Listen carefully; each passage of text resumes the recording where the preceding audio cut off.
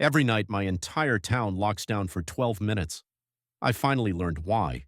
You know, the kind of town where everyone knows everyone? Where the local diner serves coffee and mugs stamped with your name and everyone will lend a hand to a neighbor in need? A place where generations of families grew up together? Well, that is the sort of place where I live. Sure, it is a bit rustic, hell, I barely have reliable internet. But it is nice enough for us. It's the kind of place where time feels like it's standing still, except for one thing, the nights. The nights here are a little different. I've lived here all my life, and there's no place I'd rather be. Or at least that's what I used to think. This place has its quirks, like any small town, but there's a big one that stands out for us. You see, every night without fail at 11:38 p.m., the town locks down. I'm not talking about just closing up shops and less people being out and about. I'm talking about a real lockdown. Doors slam shut and are barred, windows rattle and lock, and everyone knows they have to be inside and stay inside, at least for what happens next. The next part is strange. No one ever sees anything moving out there directly, but we all just know. We just know that somehow something outside is trying to get in. An eerie silence falls over the streets. It's like the whole town is holding its breath. Then in 12 minutes exactly, it is just over. I've always wondered why it happens at exactly 11:38 p.m. People here don't talk about it much, but when they do, they whisper. They say it's just the way things are, that it's been happening for as long as anyone can remember. But I know better. I've seen it, whatever it is. The first time I noticed it, I was still pretty young. I think I was 10 or 11. I'd stayed up late reading some of my favorite comic books. My parents warned me, like many other kids in town, that we had to go to bed early, but if we did get up, then absolutely no leaving the house or leaving any windows or doors open. I was not asleep, but was still following the rules when I heard the strangest sound. It was a low, guttural hum that seemed to vibrate through the walls. I looked out the window, and that's when I saw it. The streets were empty, but there was a presence. It's hard to describe. It wasn't a person or an animal. It was something else. Something that didn't feel like it belonged. It moved with this strange, jerky motion, like it wasn't entirely in control of its own body.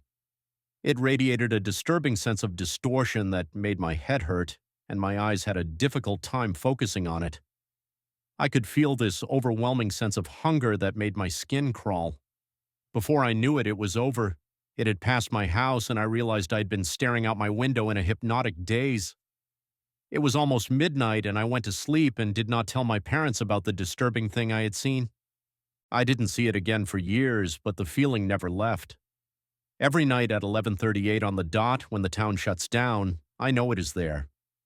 We all try to act like it's not, just behave like we have a strict curfew and that nothing is really out there. Yet the people who are too bold or foolish and think that it's nothing, well, they don't last long.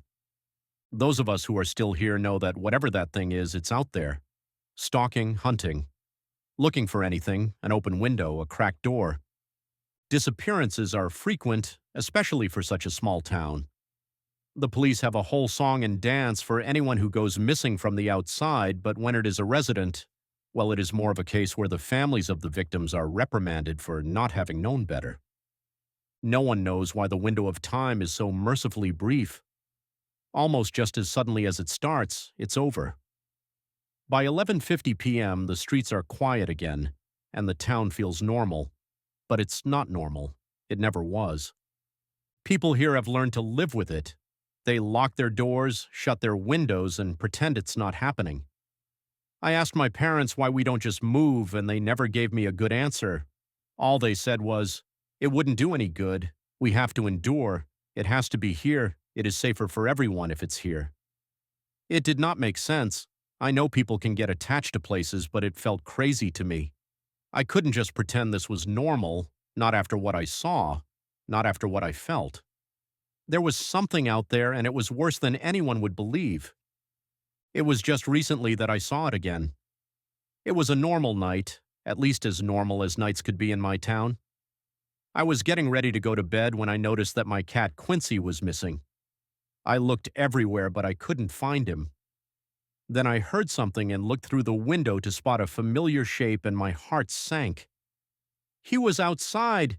He must have gotten out when I had come home earlier and was sauntering along the sidewalk, clueless to the impending danger.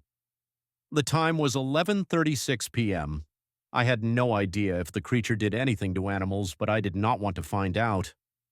I had never let Quincy outside before, and he did not come back to my shouted calls for his return. I had to do something dangerous and stupid to save him.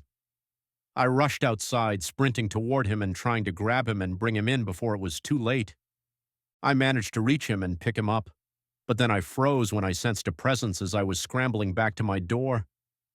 Quincy's ears folded back and he hissed. I felt paralyzed, and then I thought I saw it again. It was different this time, larger and more overwhelming than before.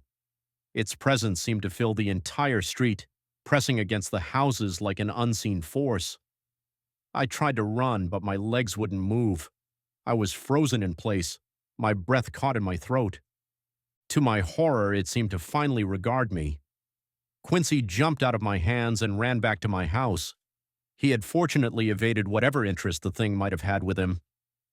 The creature's head twisted unnaturally in my direction, its distorted features coalescing into more recognizable shapes. Staring into the grotesque visage forced a scream out of me as I beheld the blasphemous impossibility. I turned and sprinted away, screaming like a maniac, my heart hammering against my ribcage with such force that each beat felt like it might crack my chest open. The sound of its pursuit echoed behind me, a wet slapping noise like a monstrous jellyfish gliding across the ground. Its deafening roar filled the air, shaking the ground beneath my feet as I ran for my life. I did not know if I could get away. No one I knew had been outside and survived. I ducked into an alley, my hands shaking as I pressed myself against the wall. My breath came in short, sharp gasps, and I could feel sweat dripping down my face. I didn't dare look around the corner. I didn't dare move. And then I heard the harrowing screams. They sliced through the air, piercing and full of terror. My heart raced as I strained to see who was making them, but all I could make out were shadowy figures caught in the open. The screams were short, sharp, and then they were swallowed by the night. The deafening silence that followed only added to the fear weighing down on me. I stayed pressed against the wall, trying to make myself as small and invisible as possible. The darkness seemed to come alive with every creak and rustle, amplifying my fear. I held my breath until I heard the sound of the creature moving away, and then, just like that, it was gone. But the eerie stillness lingered, haunting me even after the clock struck 11:50 p.m. The streets were once again quiet, but my nerves were still on edge. I stumbled back to my house, every step feeling like a race against time. Quincy waited anxiously at the door and bolted inside with me, seeking shelter inside. The horrible night had left me shaken, but grateful to be alive. Whatever that thing is, it does not belong in this world. It is not of this time or place, and its presence is so unsettling, it makes your mind ache just to catch a glimpse of it. No one can tell of its origins. Maybe they are lost in the depths of history. But whatever its history, it remains, always there, lurking in the shadows every night without fail.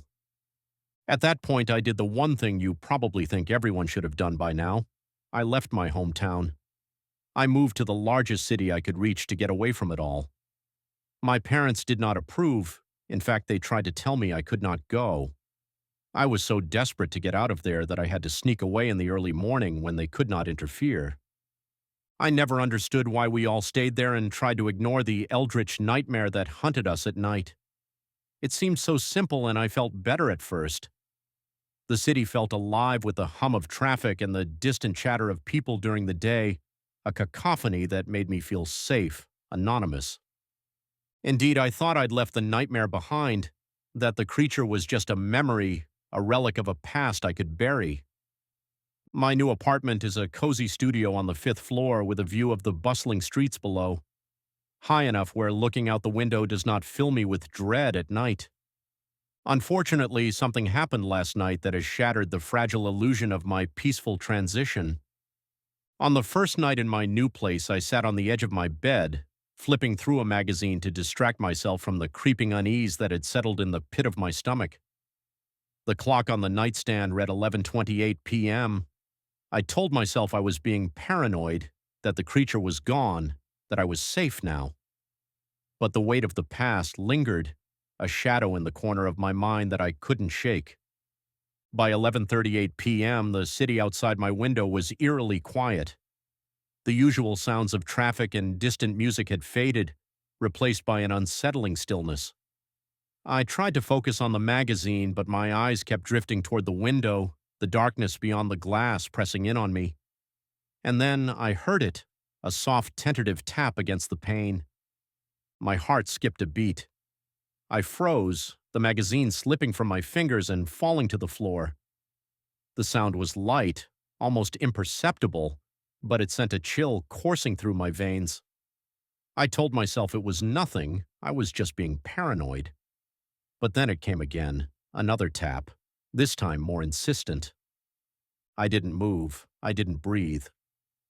My eyes were fixed on the window, the darkness beyond it seeming to pulse with a life of its own. The tapping stopped, and for a moment there was nothing but silence. Then a faint scratching sound like claws on glass. My heart sank. I knew that sound. I knew what it meant. Slowly, with my legs trembling beneath me, I rose from the bed and approached the window. My hand reached for the curtain, hesitated, and then, with a deep, shaky breath, I pulled it back. What I saw made me freeze in terror. The creature was perched on the fire escape outside my window, its twisted form silhouetted against the moonlit sky. Its eyes glowed with an unnatural light, and its presence seemed to fill the room, pressing in on me with an unspeakable horror. I tried to scream, but the sound caught in my throat. The creature's head tilted to the side, its gaze locked on mine, and I felt a wave of dread wash over me. It was here. It had followed me. And then, as if in slow motion, its mouth opened, revealing rows of jagged teeth, and it let out a low, guttural growl. The sound shattered the paralysis that held me in place. I stumbled back, my voice finally breaking free in a raw, terrified scream. The creature's form seemed to blur and shift, its presence filling the room with an unspeakable darkness, and then everything went black. I regained consciousness, and I know it is not over. There is no escape from this thing that has followed me. I consider what my parents had said when I asked them why we never moved. Then, with dawning horror, I realized the truth of their words.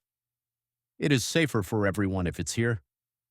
They did not mean it was safer for us. They meant it was safer for everyone else. They knew the danger. They stayed to keep it there. Now, in my ignorance, I have made a huge mistake. Somehow it knew I left.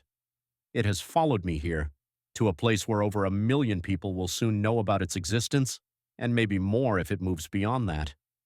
I am so sorry for bringing it here. I didn't know.